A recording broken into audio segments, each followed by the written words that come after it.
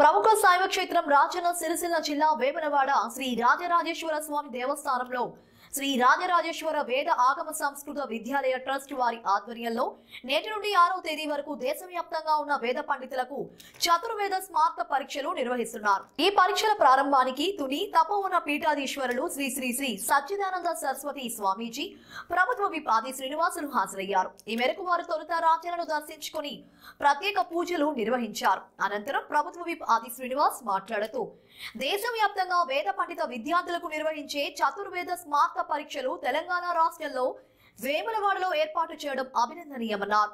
4 వేదాలు చదివి పాఠశాల కేవలం వేములవాడలోనే ఉందని అన్నారు. వేద పండితులకు జాతీయ స్థాయిలో నిర్వహించే పరీక్షలు శ్రీ రాజరాజేశ్వర స్వామి సన్నిధిలో నిర్వహించడం అభినందనీయమని, ఇది వరకు తిరుమల తిరుపతిలో నిర్వహించే పరీక్షలు నేడు రాజన్న సన్నిధిలో నిర్వహించి వారికి పట్టాలు పంపిణీ చేయడం మన ప్రాంత అదృష్టంగా భావిస్తున్నామన్నారు. ఇందుకు సహకరించిన ముఖ్యమంత్రి రేవంత్ రెడ్డి, దేవాదాయ శాఖ మంత్రి కొండా సురేఖకు ధన్యవాదాలు తెలిపారు.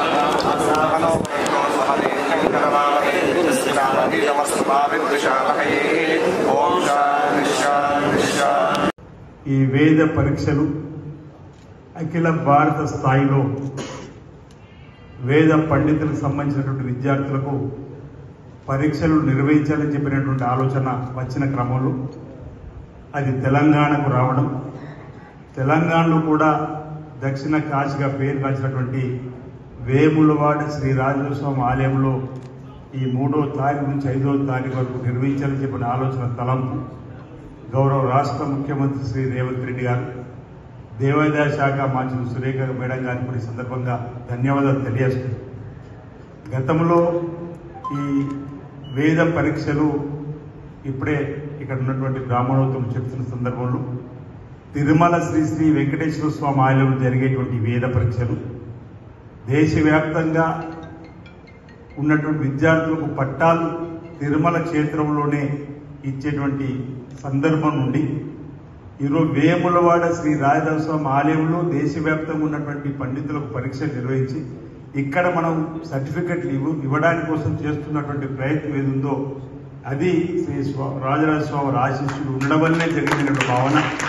దానికి సహకారం అందించినటువంటి ప్రభుత్వ అధికారులైనటువంటి రేవంత్ రెడ్డి గారికి, దేవాదాయ శాఖ మంత్రి సురేఖ మేడం గారికి నా వైపు నుంచి ప్రత్యేకంగా ధన్యవాదాలు అందజేస్తూ ఈరోజు